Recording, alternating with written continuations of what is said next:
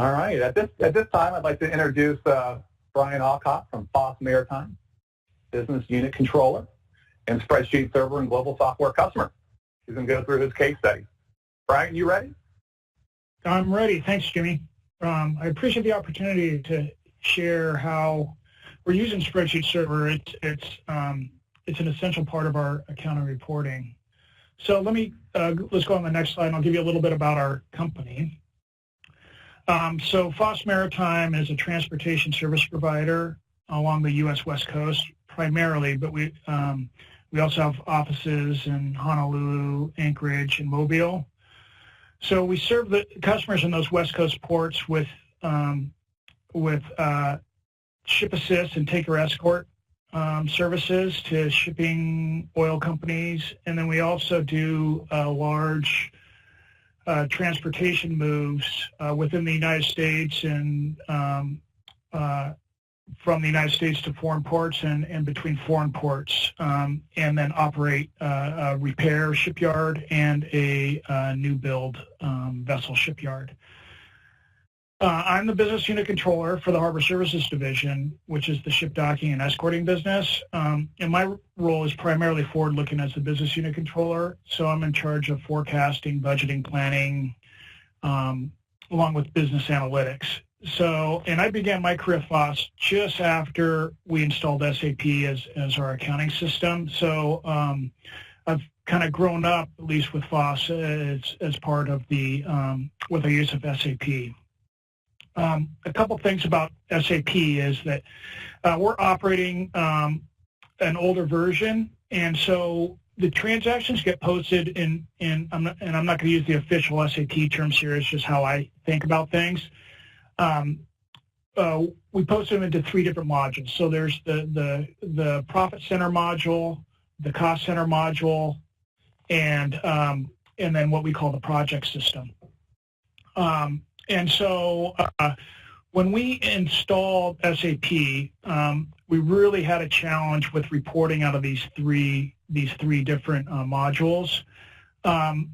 We posted the revenues in the profit center side, the costs in the cost center side. So getting a P&L that we could use from an operating perspective was difficult. And there was really no good canned reports in SAP that allowed us to look at income statements or profit and losses. So our solution was Spreadsheet Server. And so it allowed us to pull from these multiple modules into one place, into Excel, where we could pull the data we needed, we could format it and do all these things, we could customize it, we could adapt it to the various uses we need, especially on the internal side, as we're reporting for different operating units and doing specific business analytics. We also use it for all our GAAP-based financial reports at a consolidated level. I'm not going to go through a lot of that stuff here just because my job's more forward-looking. I don't get involved with the GAAP reporting too much. So we can move on to the next slide. And this report is an example of pulling something from both the profit center and the cost center side.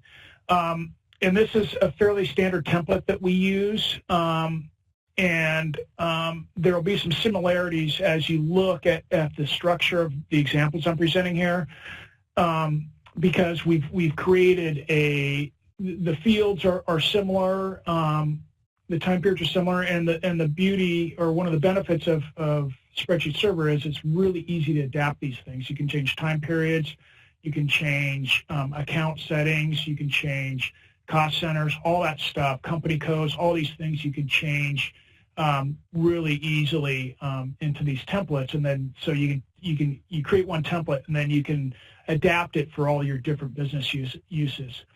So on the left side, to kind of orient you here, on the left side we're pulling, and all these are different fields or basically pointing to places in SAP where the data is housed. So things like a chart of accounts, company codes, the type of currency you want to use, the cost centers or profit centers you want to look at, and the accounts you want to pull. And then the top section up there up there. It tells you what ledger you're pulling through or the module, what currency you like, and then the time period primarily. And you can adapt those time periods from using months, quarters, and in this example, we're using month and year to date.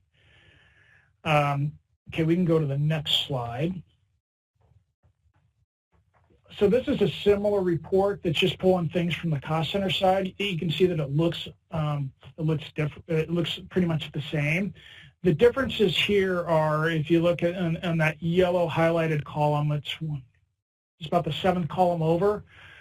That's a hierarchy field that's from SAP that we maintain all those hierarchies in SAP, and they're really easy to update there.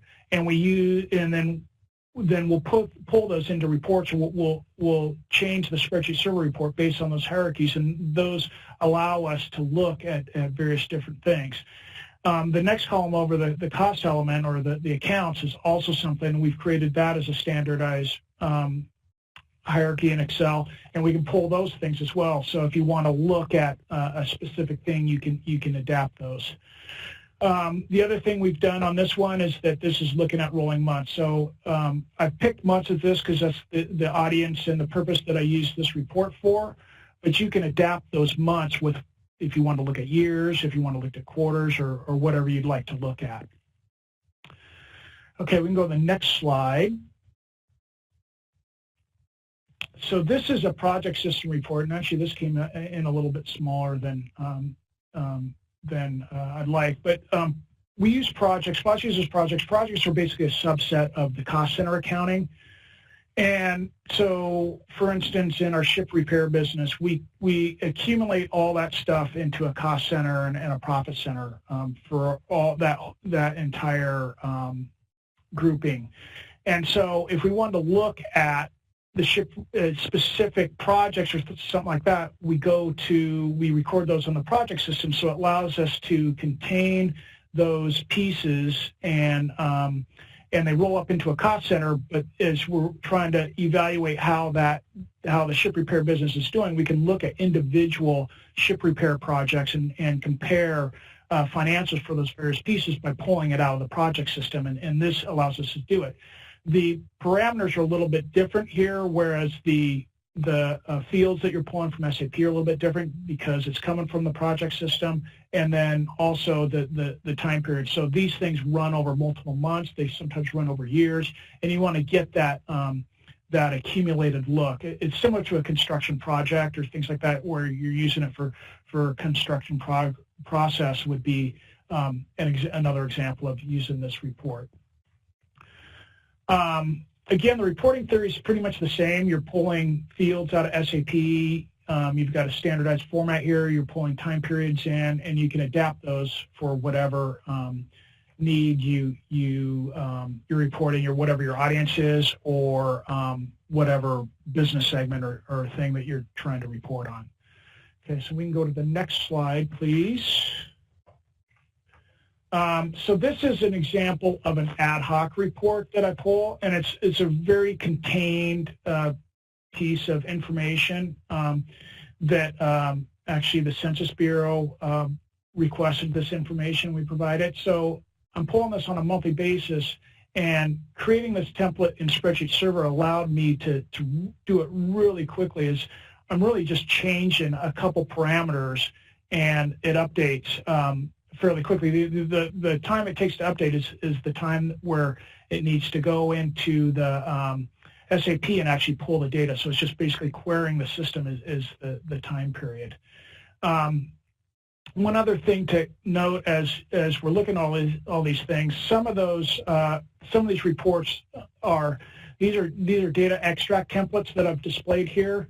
We've also created some reports that have different formatting, that are formatted more for the external user, or whoever the user is.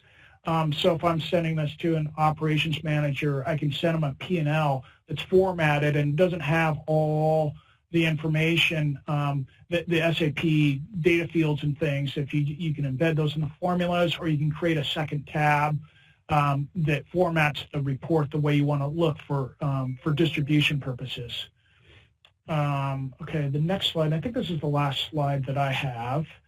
And this is a trial balance example. And as we go back and look at, this is one of the things that we created early on because we're having the difficulty with pulling all the information from the 3 modules.